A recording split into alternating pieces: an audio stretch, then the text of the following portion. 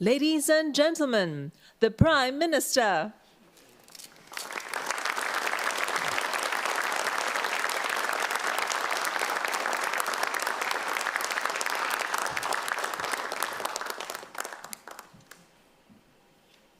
My fellow Singaporeans, good evening again.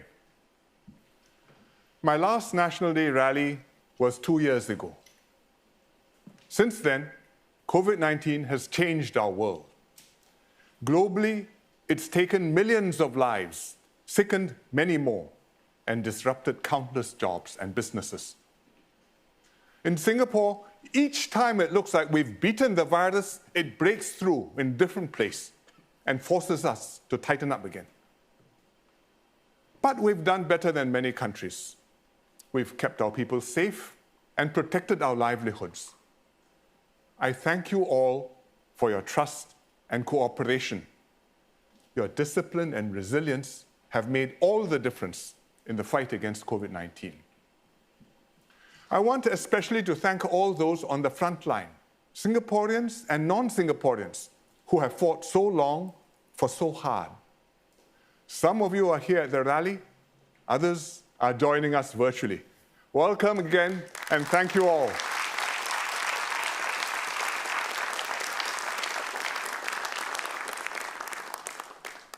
Many of you have gone beyond the call of duty, like Aisha Abdul Rahman, a passenger service agent at Changi Airport.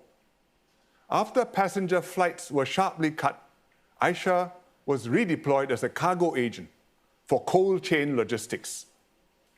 She learned to operate a forklift and now handles temperature-sensitive goods, including vaccines. Roslina To is a student volunteer. In March last year, when Malaysia closed its borders, many Malaysian workers were stranded here. Roslina marshaled a team of 200 volunteers to organize food and shelter for them. Priya Mohina is a senior physiotherapist at Woodlands Health. She has expertise in respiratory problems, lung problems. So she was deployed to look after COVID-19 patients. I met her recently and asked her, "How did you feel? Were you afraid?" She said, "I wasn't afraid. I'm proud to give back. I'm proud to be Singaporean."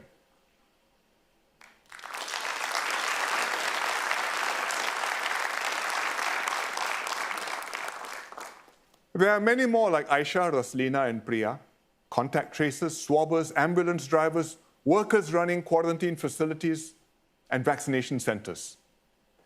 Because of people like them, we held together in the face of COVID-19 and brought the situation under control. Thank you all from the bottom of our hearts.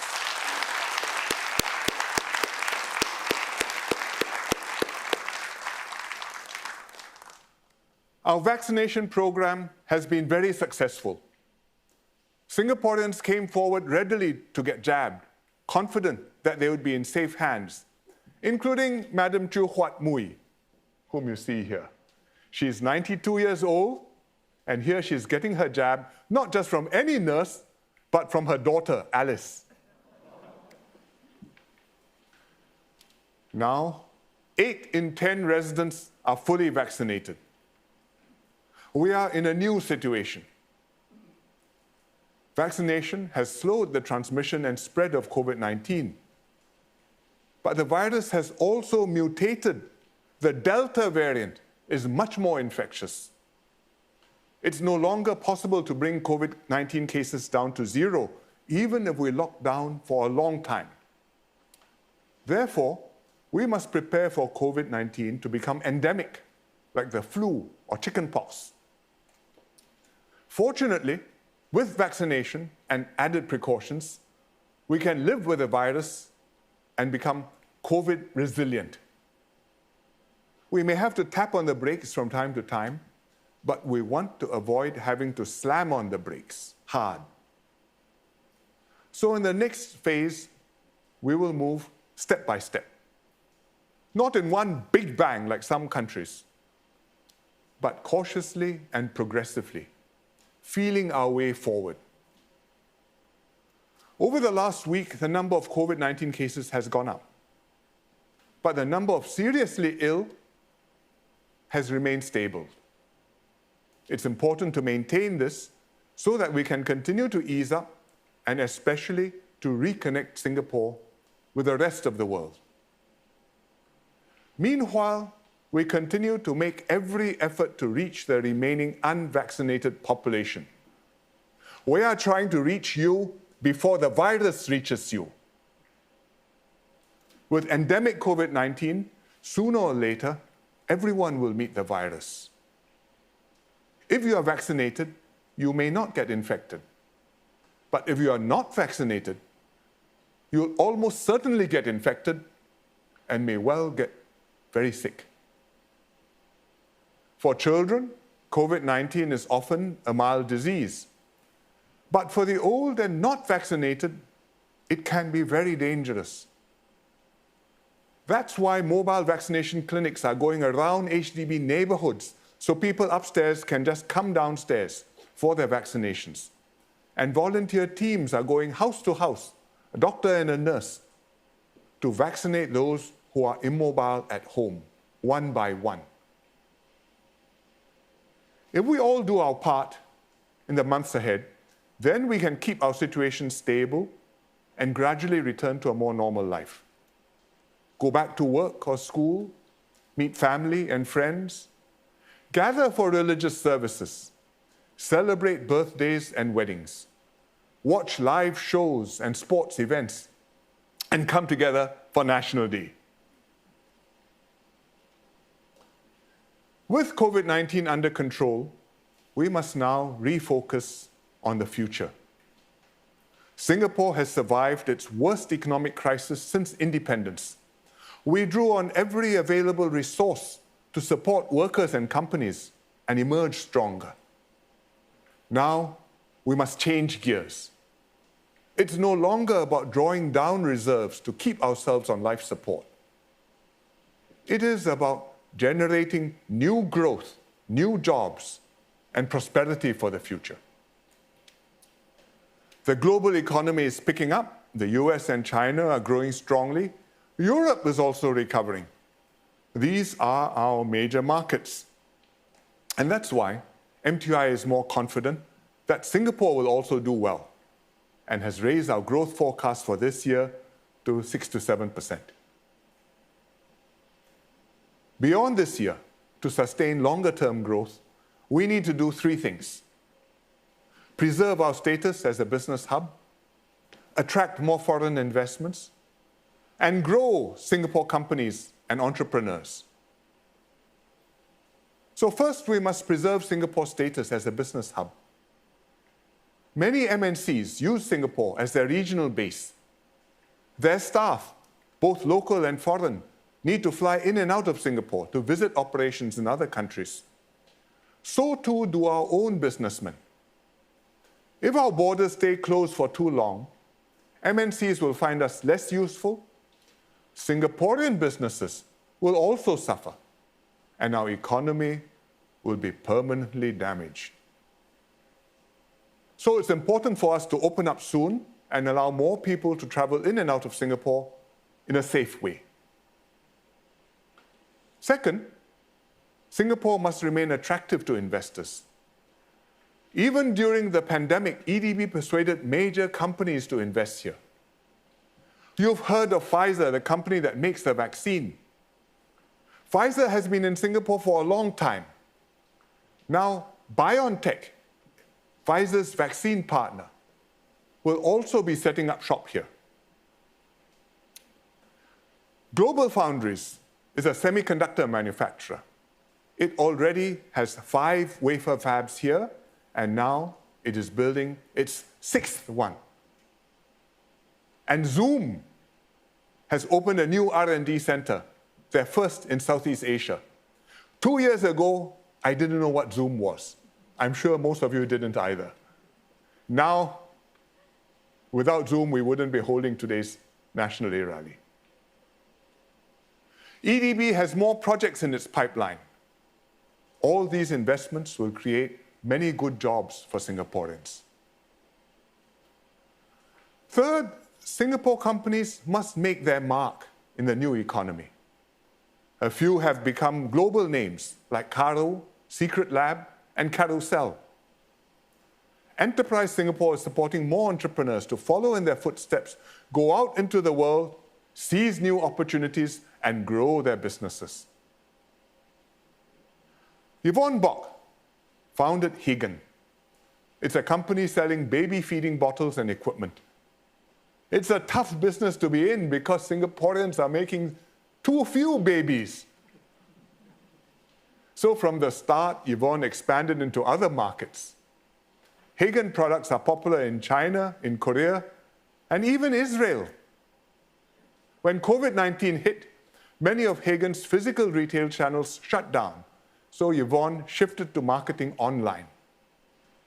She improved her websites, conducted live streams in multiple languages, and hired more staff to fulfill orders. Now, Hsien's main engine of growth is online sales. The government will create the conditions for entrepreneurs like Yvonne to start and grow their companies. But subsidies and grants only go so far. Ultimately, it's their own resolve and resourcefulness which will secure their success.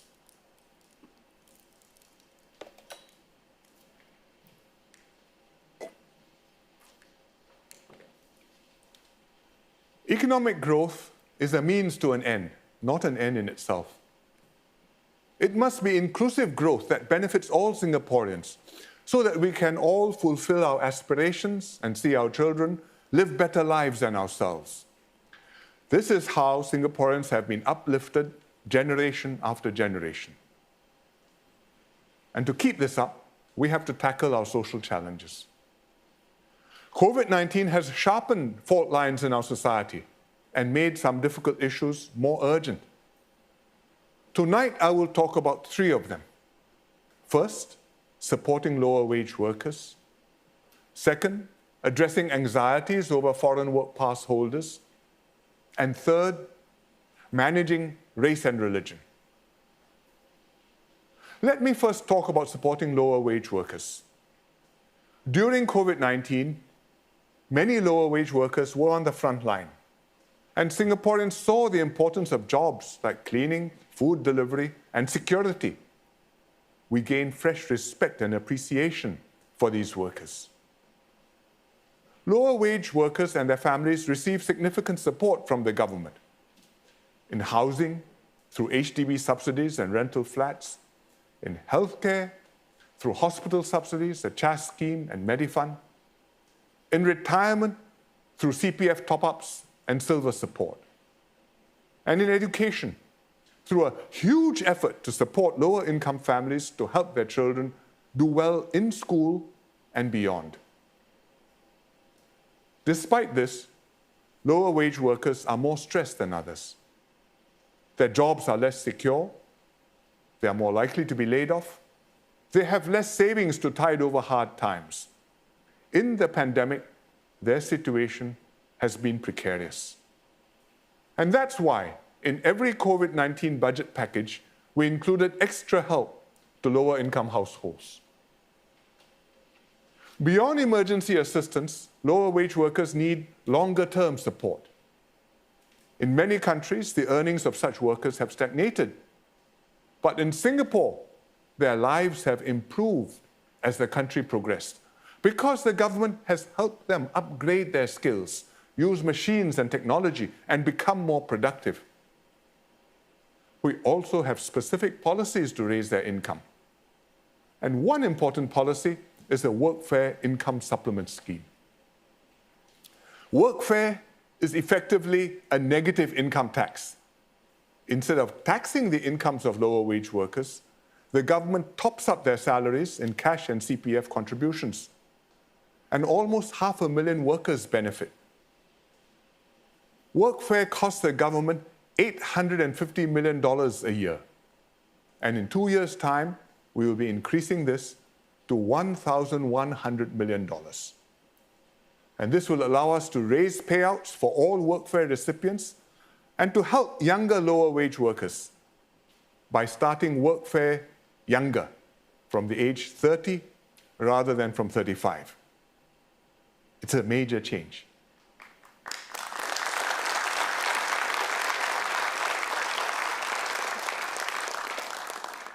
Another key policy is the progressive wage model, the PWM. The progressive wage model now covers cleaners, security guards, landscaping workers, and lift maintenance workers. It's raised their skills and productivity and boosted their incomes and job progression. Today, with progressive wages, every cleaner earns at least $1,200. In 2 years' time, they will earn at least $1,500. And after another 2 years, this will go up further to at least $1,009. And by then, the cleaners would also have picked up new skills and become more productive. And the story is similar for security guards, landscaping workers, and lift maintenance workers. SMS Zaki Mohammed, chairs the tripartite work group studying how we can help lower wage workers more. The work group has recommended 3 strategies to uplift lower wage workers. 1, to extend progressive wages to many more workers. We'll cover more sectors, starting with retail next year and later food services and waste management. We'll also cover specific occupations across all sectors simultaneously, starting with administrative assistants and drivers. In other words, instead of going sector by sector, horizontally slice by slice, we are going occupation by occupation, vertically, slicing vertically and across all sectors at once, starting with administrative assistants and drivers. That's the first one, extending progressive wages. Secondly, we will require companies who are hiring foreign workers to pay all their local employees at least a local qualifying salary. That's how the system works if you are calculating your work permit or your S-Pass requirements, entitlements. Today, these companies already have to pay this qualifying salary, which is $1,400, to some of their local employees, depending on how many work permits or S-Passes they hire. We will tighten this to require these companies to pay all their local employees this local qualifying salary if they wish to hire any foreign workers. And this local qualifying salary will also be adjusted from time to time. Third, we will introduce a PW mark, progressive wage mark. We will accredit companies that are paying all their workers progressive wages with a PW mark. We don't have an official logo yet, but I asked Nanyang Poly students who helped me do this, my graphics, to design something for the work group to consider. And this is what they have come up with. The PW mark will tell consumers which companies are paying all their workers decent wages. The public sector is a major buyer of goods and services, and it will take the lead and purchase only from such businesses. The government accepts the work group's recommendations. The extended progressive wages plus the tighter local qualifying salary will cover 8 in 10 lower wage workers. And if we include the workfare enhancements, almost all lower wage workers can look forward to higher incomes within the next 2 years.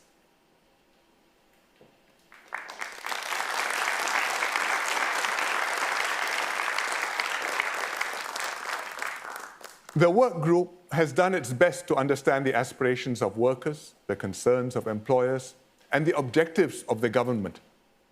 I met them virtually on Monday to thank them. Their proposals are a tripartite consensus, carefully negotiated and balanced between all stakeholders. The cost of higher wages for the lower wage workers will have to be shared. Workers have to reskill and become more productive. Employers have to absorb part of the additional wage costs.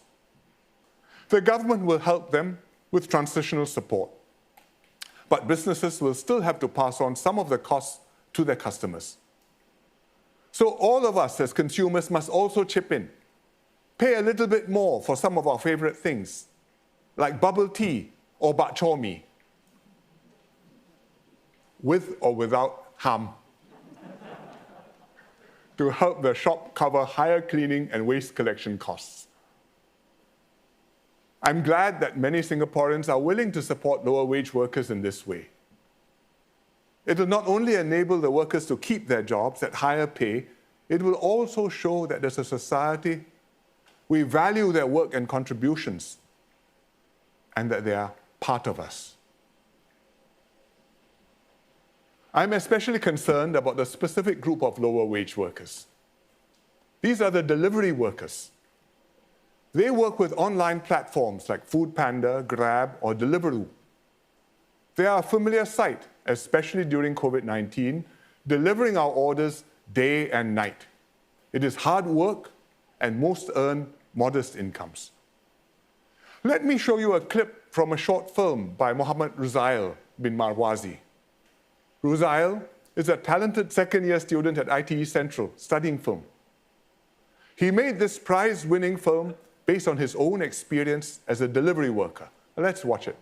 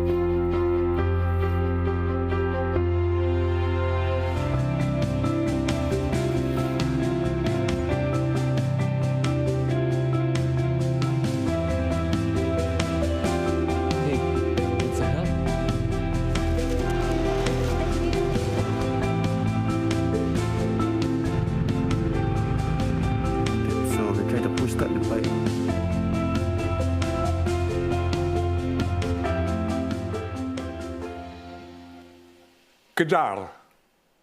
It means to chase in Malay. This film captures the pressures on delivery workers, chasing their targets, earning their daily keep, under constant stress for reasons beyond their control.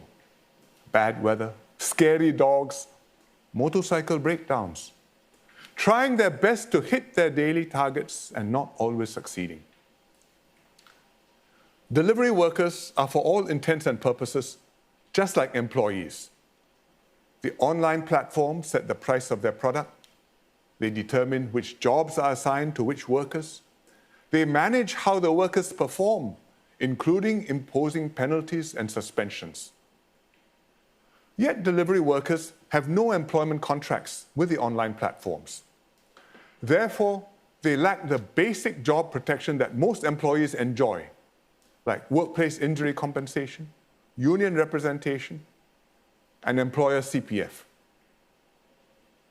Besides delivery workers, there are also some lower wage workers in other jobs who also have an employee-like relationship with platforms.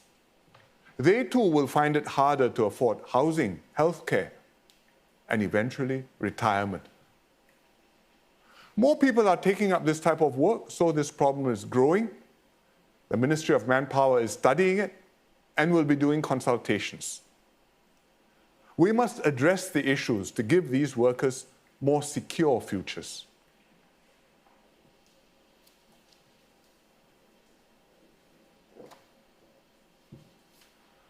Lower wage workers are not the only ones feeling job anxiety. Middle-income Singaporeans are also feeling the pressure.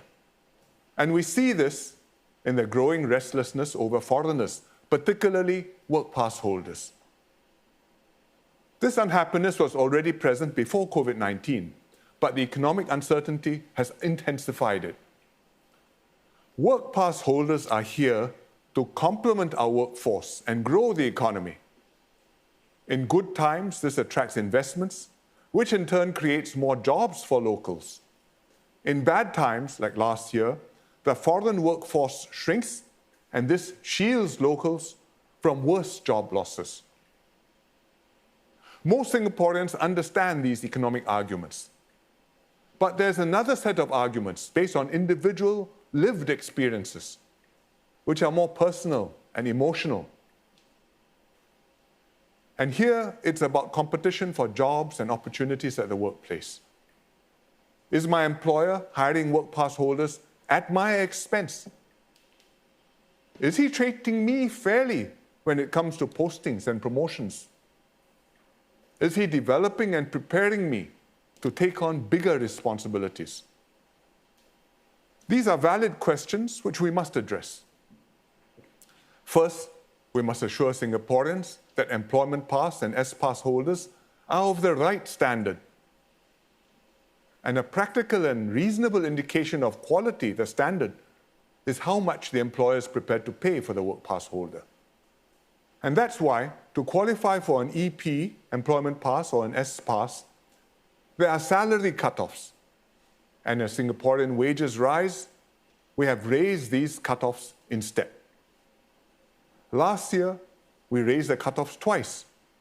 And for the financial sector, where salaries are higher, we set a higher cutoff.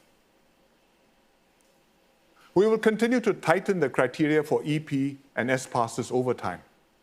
Not suddenly or sharply, which would hurt businesses, but gradually and progressively. And this will ensure that work pass holders come in where we most need them.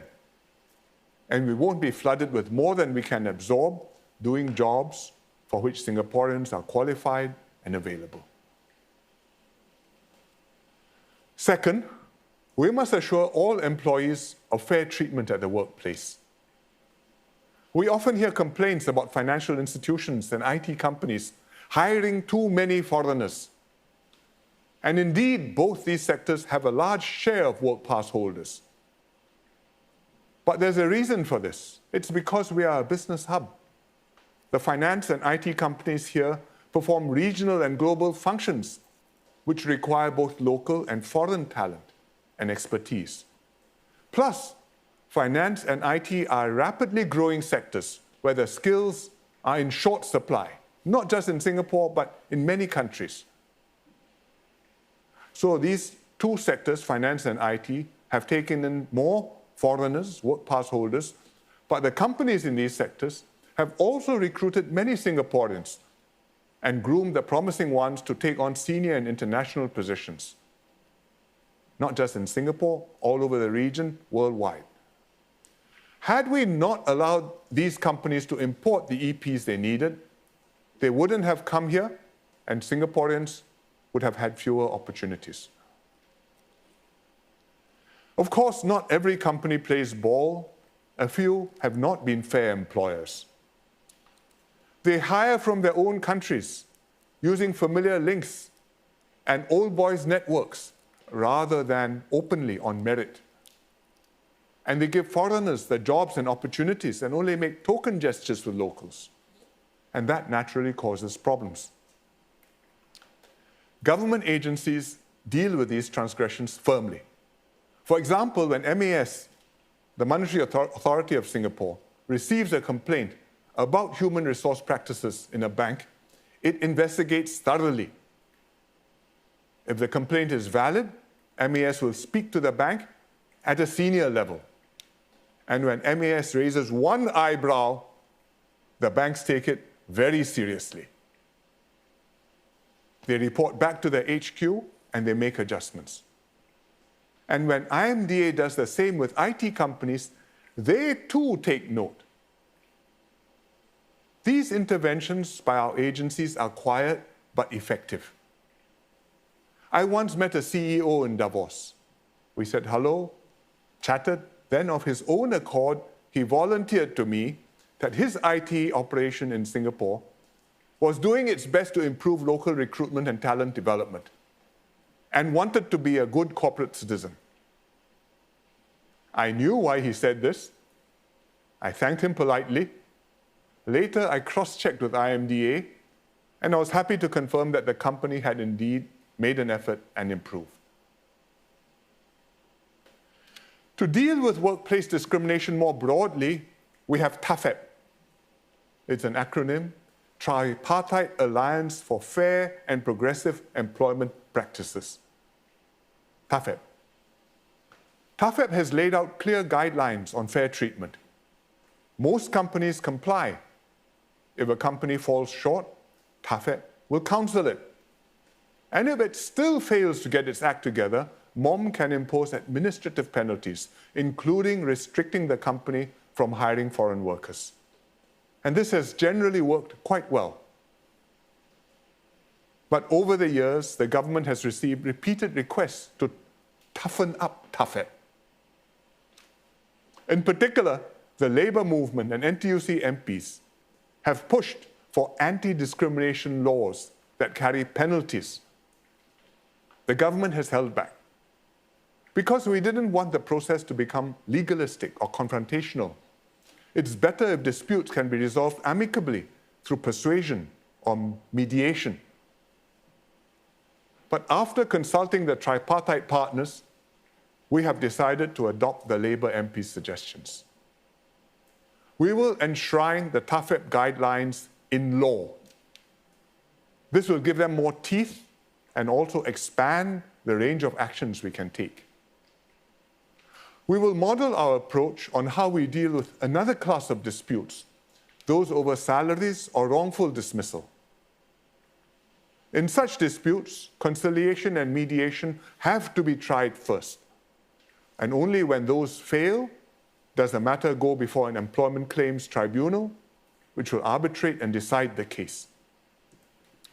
We will create a similar tribunal to deal with workplace discrimination. And this will protect workers against discrimination based on nationality, whether you're Singaporean or not, or between different non-Singaporean nationalities. It will also prohibit other kinds of discrimination covered by TAFEP. Women will get better protection, and discrimination based on age, race, religion, and disability will also be disallowed. Philosophically, writing TAFEP guidelines into the law is a major move. It signals that we do not tolerate discrimination at workplaces. But in practice, we hope to operate in a similar way as today, except better. We should still resolve workplace disputes informally and amicably, if at all possible.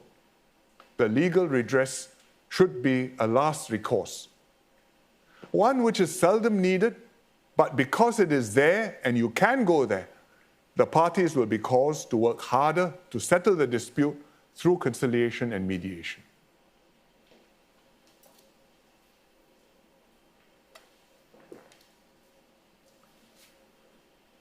While we deal with workplace issues arising from large numbers of work pass holders, we must also pay attention to their social impact.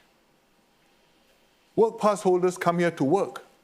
Some stay on, eventually becoming PRs and naturalized citizens. But most don't stay long enough to integrate fully into our society.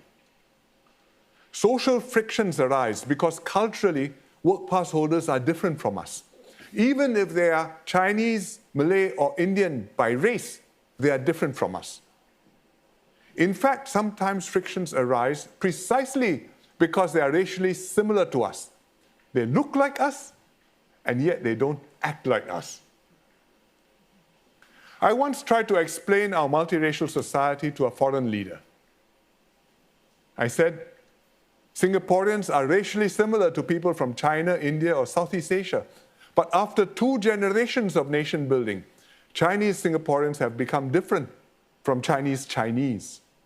And Indian Singaporeans have become different from Indian Indians, and so on. The foreign leader understood English, but he looked at me bewildered. Then he turned to his interpreter to ask, "What is this? Chinese Chinese and Indian Indian?" I tried to explain again. I don't think his interpreter succeeded. I said, we have all become Singaporeans, more than we are Chinese, Malays, or Indians. I'm not sure he fully got it, because his country did not have this problem. It was a single race, single language. So you don't have this mutual accommodation, which has to be a very conscious, deliberate, continuing, unremitting process. But Singaporeans will understand. Compared to the non-Singaporeans, we are same, but different. We need to ease the social frictions that arise from being same, but different. Both sides need to make the effort. Singaporeans must be open to living with and accepting others who are not exactly like us. Non-Singaporeans here must accept the ethos and norms of our society and make the effort to fit in. For example, with our immigrant roots, Singapore is generally an egalitarian society.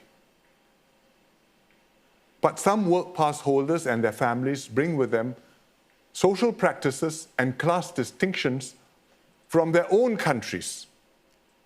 And these run counter to the informal and equal way Singaporeans interact with one another. And that causes frictions. Non-Singaporeans must understand how Singapore is so that they can fit in better. Actually, most work pass holders and their families fit in quite well. After living here for some years, some speak Singlish. Others enjoy sambal belacan and even durian. Quite a few have set up family or have children here, like Kai Kai and Jia Jia, our two pandas at the river safari. Their cub was born on the 7th day of the 7th moon after the 7th try. Made in Singapore.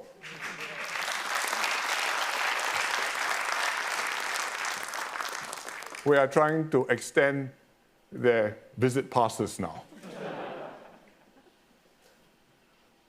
Concerns over work pass holders are a very delicate subject for a National Day rally. But I decided I had to talk about it. We have to acknowledge the problem so that we can address Singaporeans' legitimate concerns and diffuse resentments over foreigners. Only thus can Singapore remain open and continue to grow and progress. The reality is that our competition is not only from foreigners who are physically here. We are competing with people who are all over the world. In Europe, in America, in Canada, in China, in Australia, in Latin America. Because COVID-19 has taught many companies that working from home is just one step away from working anywhere. They and their staffs no longer need to be all in the same place. All they need is a good internet connection. Foreigners who are here in Singapore, they strengthen our team. They are our colleagues and our neighbors and friends. During COVID-19, some have endured personal hardships, perhaps been separated from families who are abroad, or been stuck outside Singapore and unable to return home here. Many worked on the front line, shoulder to shoulder with Singaporeans. They too have contributed to Singapore. We must not turn our backs on them and give the impression that Singapore is becoming xenophobic and hostile to foreigners. It would gravely damage our reputation as an international hub. It would cost us investments, jobs, and opportunities. It would be disastrous for us, and most of all, it is not who we aspire to be.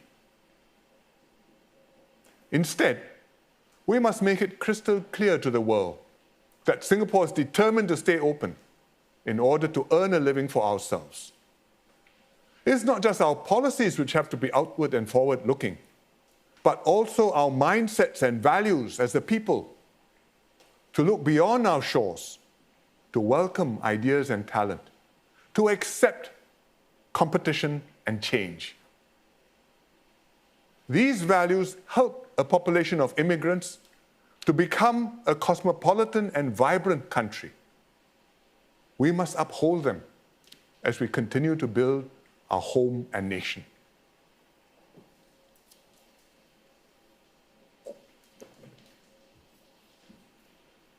My third topic tonight is race and religion. During COVID-19, race relations have come under stress. There have been more racist incidents, several of which were widely publicized on social media. One happened just before National Day. Tanjong Pagar Town Council displayed banners to celebrate, featuring Singapore families of different races. Unfortunately, netizens picked on one banner, showing an Indian family, as though there were no other banners of other races. They made very nasty comments accusing the government of being pro-foreigner and pro-Indian. Actually, the family is Singaporean, and the son, Thiruban, he's at the top right hand of that picture, is a national athlete. In another incident, a polytechnic lecturer, a Chinese Singaporean, accosted an interracial couple on Orchard Road. The woman was Thai Chinese and her partner was Indian Filipino. Both were Singaporeans. The lecturer berated them, saying that they should date someone of their own races. He apologized later, but the damage was done. Several of these incidents have specifically targeted Indians, both work pass holders and citizens. One reason could be the large number of Indian work pass holders here. Another factor could be the Delta variant of COVID-19, which first emerged in India. I understand people are frustrated the Delta variant managed to get into Singapore. But it is illogical to blame this on Indians, just as it is illogical to blame the Alpha variant on the English, the KTV cluster on Vietnamese, or the initial outbreak in Wuhan on the Chinese. We must address the real issues, manage the work pass numbers and concentrations, and improve our border health safeguards. But we should not let our frustrations spill over to affect our racial harmony. These racist incidents remind us how fragile our harmony is. But they do not negate our multiracial approach, which has worked well for us. Racial harmony didn't happen spontaneously in Singapore. It took hard work, sacrifice, and wisdom. Our founding fathers resolved to forge one nation from the different races. They made multiracial equality and harmony a fundamental principle of nation building.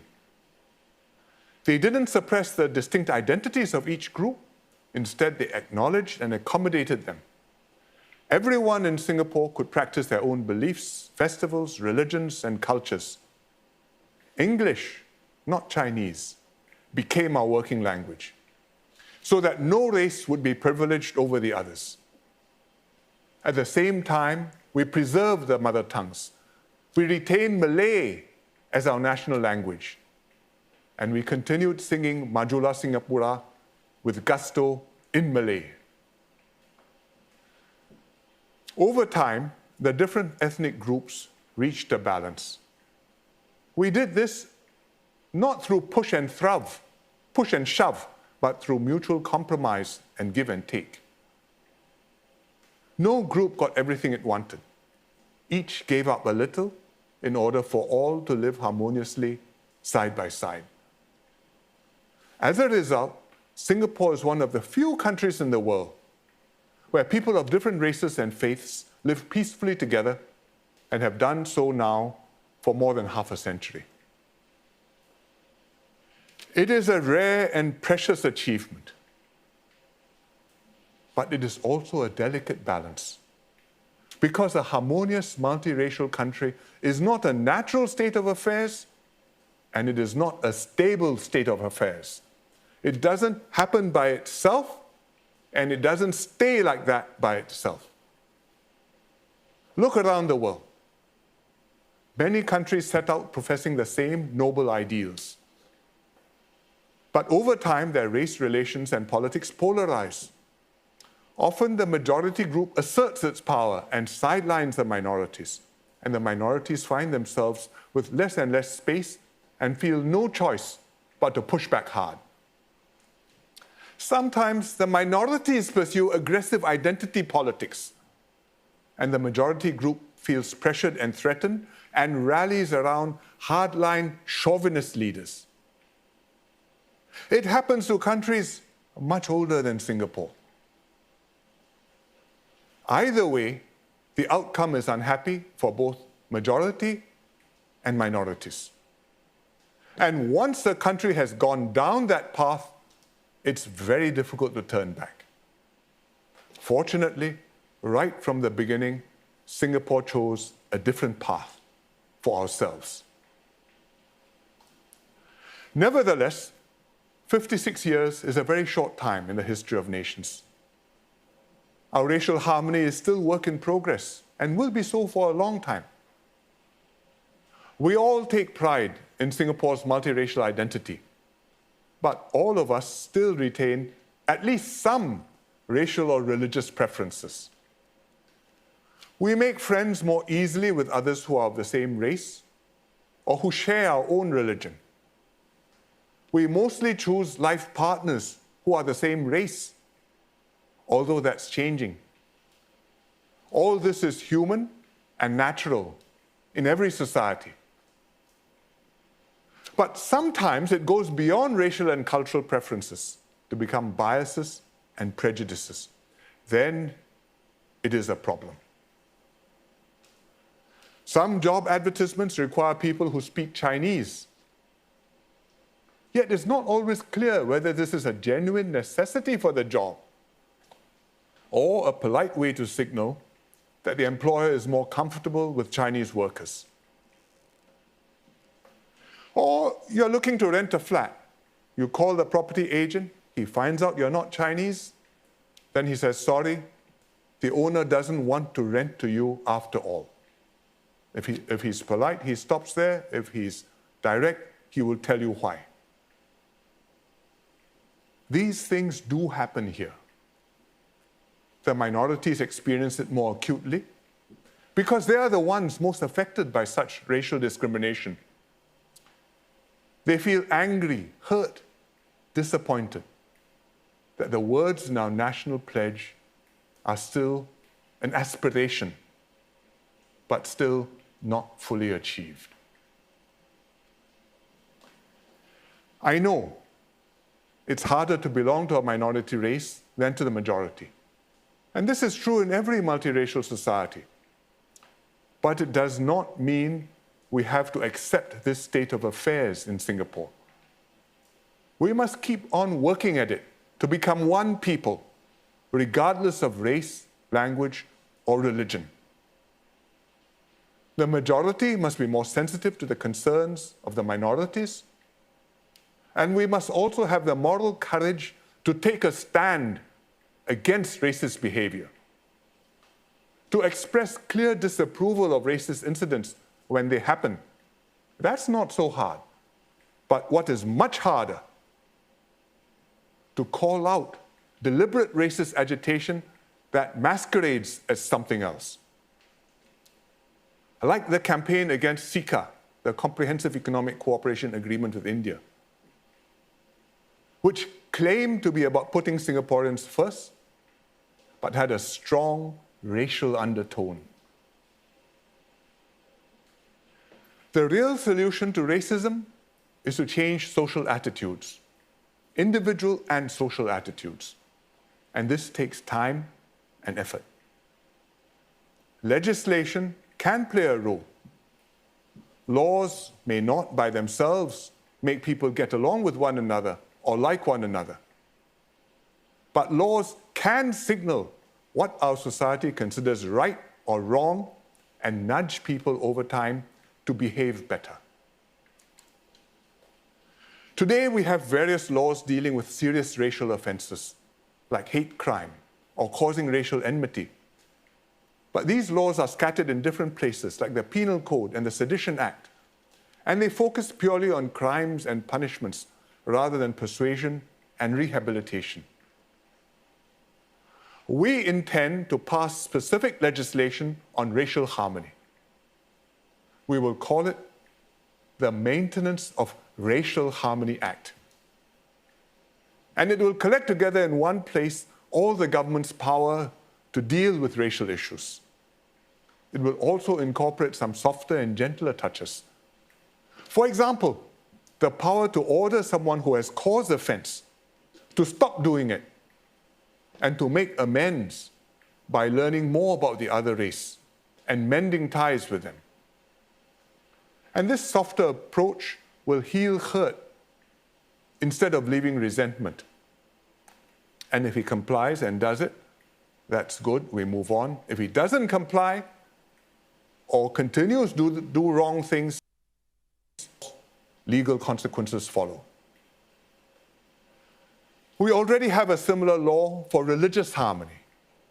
It is the Maintenance of Religious Harmony Act. We've had it for 30 plus years.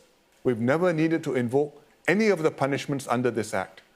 But just the existence of the law has had a salutary effect. It has helped to restrain intolerance and promote religious harmony. And similarly, a Maintenance of Racial Harmony Act will encourage moderation and tolerance between different racial groups. It will signal the overriding importance of racial harmony to Singapore.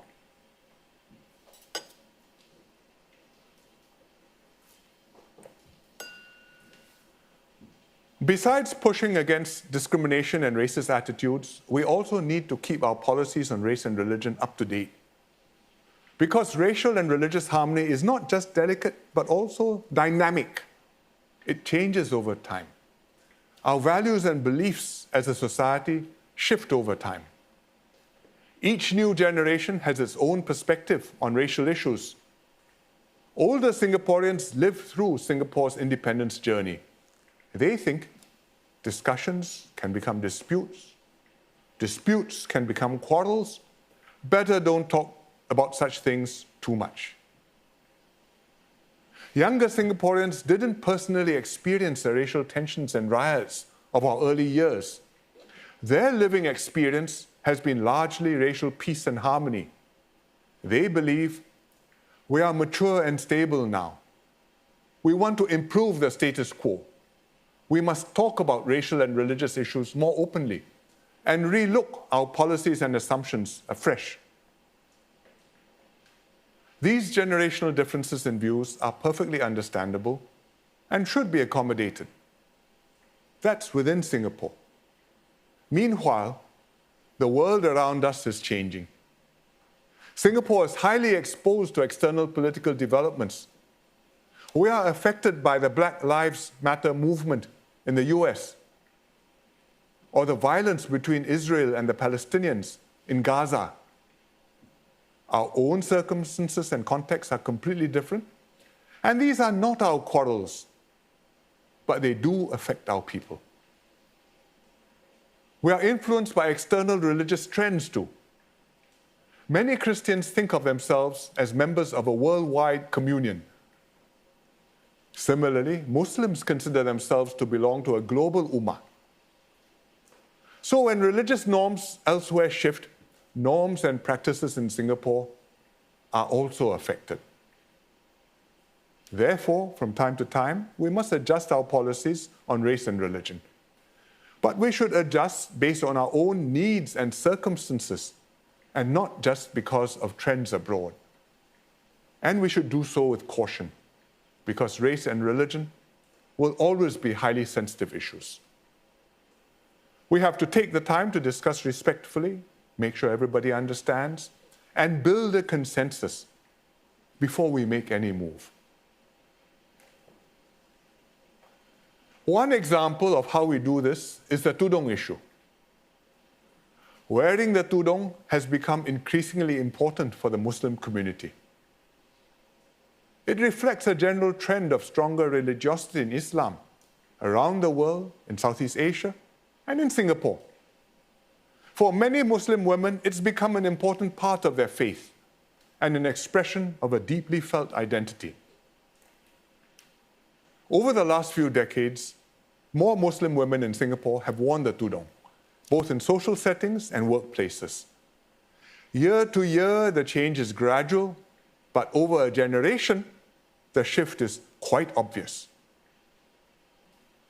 The government fully understands the desire of more Muslim women to wear the tudong.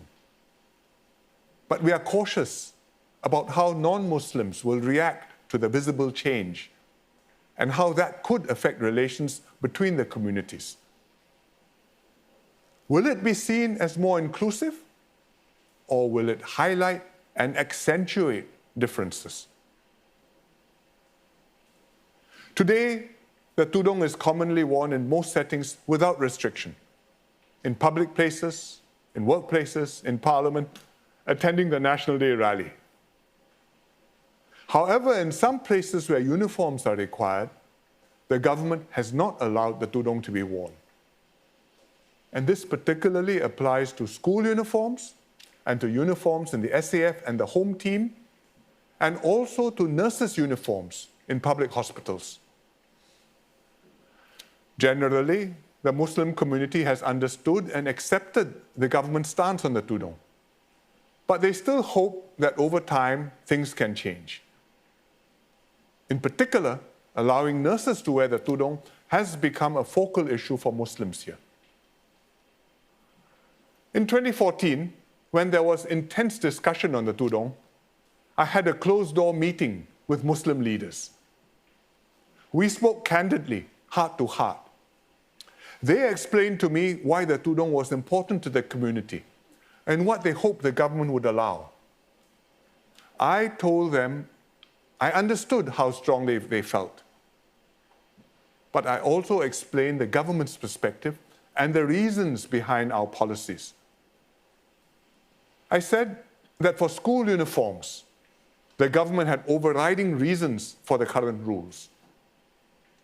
In national schools, all students wear the same uniforms, whether they are rich or poor, and regardless of race or religion. We need to emphasize their similarities and minimize their differences so that students can build bonds in their formative years that will shape their attitudes for life. For different important reasons, we must maintain the status quo for the SAF, the home team, and other uniformed services. They are impartial and secular arms of the state. They wield armed force and they enforce the laws of Singapore.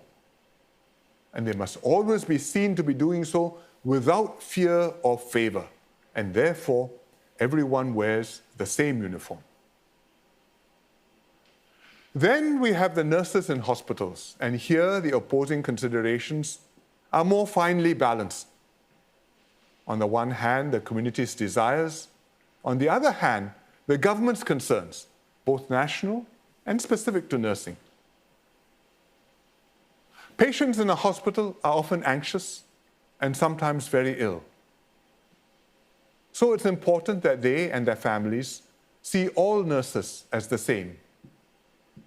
On their part, nurses must feel equally comfortable caring for all patients, regardless of race or religion. We don't want a visible distinction in the nurses' attire to make this harder to achieve. I told the Muslim leaders in 2014 that government policy in the healthcare sector was not set in stone. We would monitor the situation. If and when we changed our position, we would first make sure that everyone, Muslims and non-Muslims, understood and accepted the change. Because the tudong is not just a matter for Muslims, it's a national issue. Since then, the government has been watching the situation closely. We observe, by and large, interactions between the races remain comfortable. Non-Muslims have become more used to seeing Muslim women wearing the tudong. And Muslim women wearing tudong are generally also quite at ease, interacting socially with non-Muslim men and women in most settings. Specifically in hospitals, some of the non-uniformed staff do wear the tudong, and we saw that their relationship with patients and colleagues was all right. Furthermore, younger Singaporeans are more accepting of racial and religious differences. So a few months ago, I met Muslim leaders again.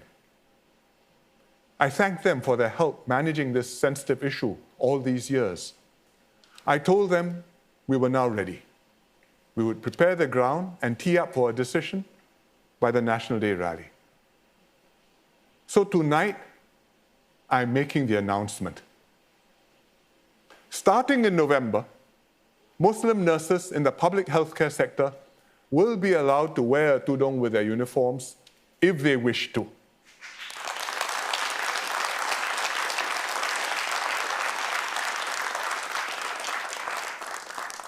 I spoke about this in the Malay speech earlier, but I didn't make the announcement then, so let me announce it again in Malay for our Malay friends.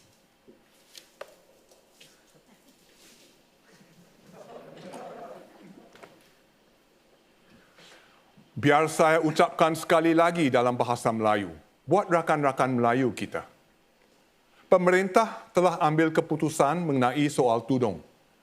Mulai November nanti, jururawat Muslim di sektor kesihatan awam akan dibenarkan untuk memakai tudong dengan seragam mereka, jika mereka mahu.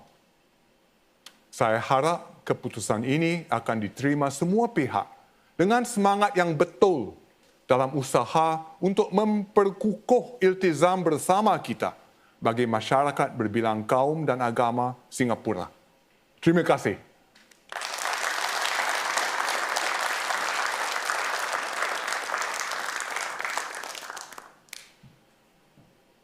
I hope everyone will take this move on the tudong in the right spirit.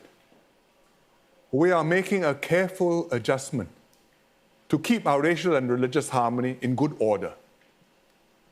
This approach has worked well for us for many years, and we should celebrate what it has achieved, a truly multiracial, multi-religious nation, where many heartwarming interactions happen every single day. For example, this friendship between Mr. Muhammad Khairul and Mr. Toh Achai.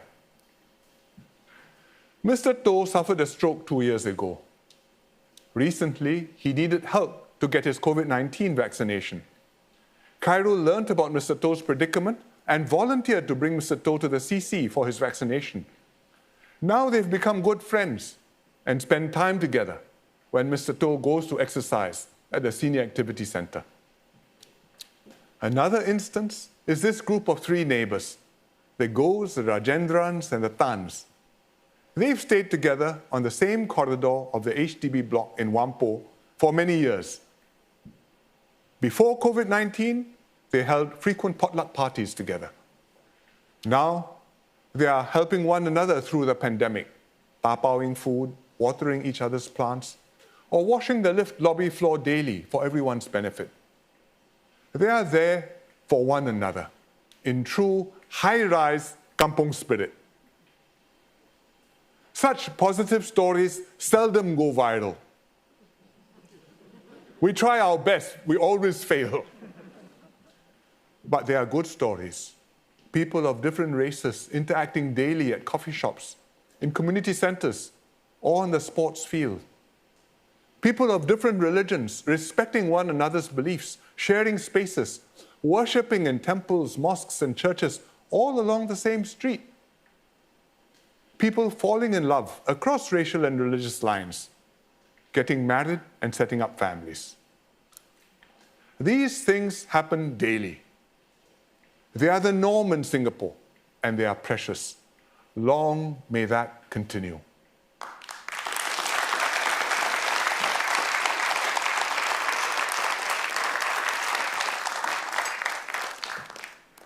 Tonight, I've talked at length about our society and people because Singapore is more than just a place to live, work, and play. This is home, where we care for one another, where we are all equal and all have our voices heard, where we share a special bond with one another, where we all belong.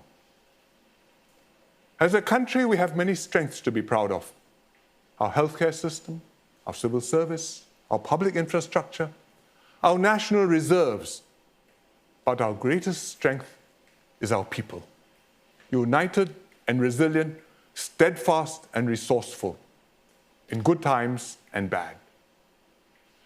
During COVID-19, we stepped up in so many ways to support one another, making hand sanitizers, sewing face masks, delivering food to the quarantined, refurbishing laptops for disadvantaged kids, caring for migrant workers, vaccinating the elderly, or showing a little extra kindness to one another, starting young. In this moment of crisis, Singaporeans have continued to look ahead and to pour heart and soul into our hopes and dreams. Like Joanne Po. She's a nurse at Tan Tock Seng Hospital. She's also a national rower. She's just returned from the Tokyo Olympics, where she represented Singapore for the first time. For years, she trained hard, preparing for this once-in-a-lifetime opportunity.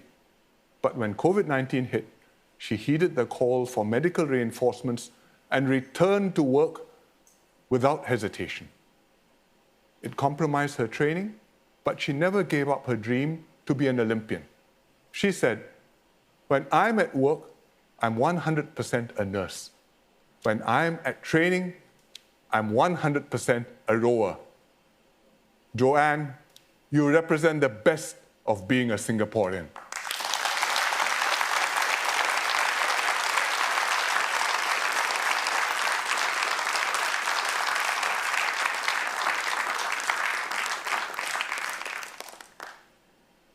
In ordinary times, we may not realize how strong Singaporeans can be. Now, in the crisis of a generation, we've shown ourselves and the world what Singaporeans can do. Arman, Samsia, Mengyu, Aisha, Roslina, Priya, Yvonne, Ruzael, and Joanne. They are our everyday heroes, and they are us. I thought of them and the many other everyday heroes among us at the National Day show last weekend. Some were there with me at the floating platform. Many more were watching from homes across the island. I thought of what we've gone through in these last 2 years, what we've done together, what we hope to achieve for tomorrow's Singapore. Our people, our unity, our shared dreams, they give meaning to our National Day. Many others watching the show must have been thinking and feeling the same as I did. When we sang Majulah Singapura, the MC didn't remind us to do it silently. I couldn't help myself singing out aloud, and I could hear everyone else singing too through their masks. At that moment, we knew what makes Singapore special. COVID-19 will not be our last crisis. We will surely encounter more trials on the road ahead. We will be tested again, sometimes severely. Each generation will wonder, as their parents and grandparents did, will we survive? Will Singapore prevail? Will Singaporeans stay together as one people? My answer, we've done it before, we will do it again. Majulah Singapura. Thank you and good night.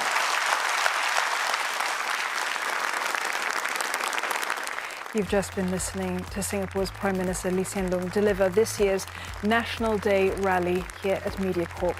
A unique National Day rally delivered even as Singapore continues to battle COVID-19 in a manner that we've become familiar with during this pandemic, a hybrid event with most of the invited guests joining him digitally on Zoom.